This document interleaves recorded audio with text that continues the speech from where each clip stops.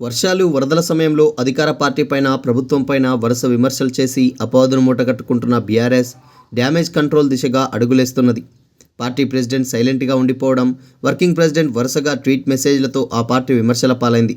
ఒకరిద్దరి వ్యవహారంతో మొత్తం పార్టీకే చెడ్డ పేరు వచ్చిందని భావించి మంగళవారం బాధిత ప్రాంతాల్లో ఫీల్డ్ విజిట్ చేసింది.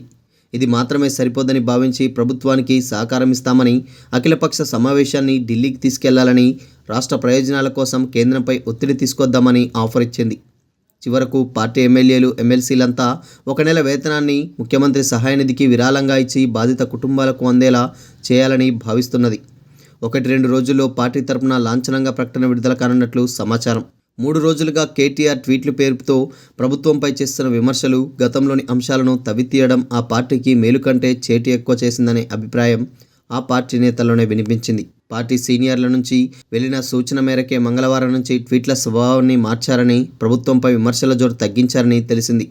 అమెరికాలో ఉంటూ ట్వీట్ రూపంలో ఘాటు మెసేజ్లు పెట్టడం ద్వారా స్థానికంగా తిరిగే నేతలకు చిక్కులు ఎదురవుతున్నాయని, పార్టీ పరిస్థితిని మెరుగుపరుచుకోవడానికి బదులు మరింత డ్యామేజ్ జరుగుతుందని వారి అభిప్రాయం. ఆ నష్ట నివారణ చర్యల్లో భాగమే మాజీ మంత్రులు, ఎమ్మెల్యేలు, సీనియర్ లీడర్లు వరద బాధితుల ప్రాంతాల్లో తిరిగి ప్రజలకు తక్షణ సాయాన్ని అందజేశారు. పార్టీ తరపున కూడా స్థానిక నేతల ద్వారా దీన్ని మరికొన్ని రోజులు కంటిన్యూ చేయాలని ఆలోచిస్తున్నారు. ఇంకోవైపు ఈ డ్యామేజ్ను మరింతగా కంట్రోల్ చేసుకోవడానికి ఎమ్మెల్యేలు, ఎమ్మెల్సీలు 1 నెల వేతనాన్ని బాధిత కుటుంబాలకు విరాళంగా ఇవ్వాలని భావిస్తున్నారు. ఎమ్మెల్యేలు, ఎమ్మెల్సీలతో మాట్లాడిన తర్వాత పార్టీ నాయకత్వం దీనిపై నిర్ణయం తీసుకొని ప్రకటన చేయనున్నది. ఇతర పార్టీలు ఇలాంటి ప్రకటన చేయడానికి ముందే బీఆర్ఎస్ క్లారిటీ ఇవ్వాలనుకుంటున్నది.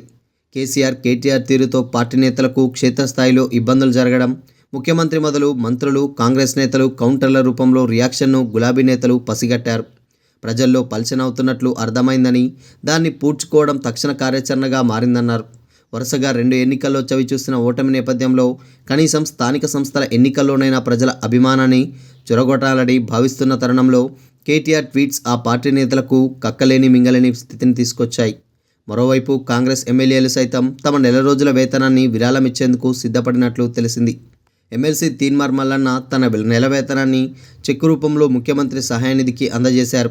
అలాగే అన్ని స్థాయిల్లోని ప్రభుత్వ ఉద్యోగులు కూడా ఒకరోజు బేసిక్ను డొనేషన్గా ప్రకటించారు. దాదాపు 130 కోట్ల మేర జమ అయ్యే ఈ మొత్తాన్ని సీఎం రిలీఫ్ ఫండ్కు జమ చేయాల్సిందిగా నేరుగా ముఖ్యమంత్రికే నమూనా చెక్కును ఉద్యోగుల జేఏసీ తరపున తీసుకున్న నిర్ణయం కాపీని అందజేశారు. మరోవైపు సెప్టెంబర్ నెల వేతనంలో ఒకరోజు బేసిక్ పేను మినహాయించుకోవాల్సిందిగా చీఫ్ సెక్రటరీకి ఉద్యోగుల జేఏసీ రాతపూర్వకంగా సమ్మతిని తెలియజేసింది.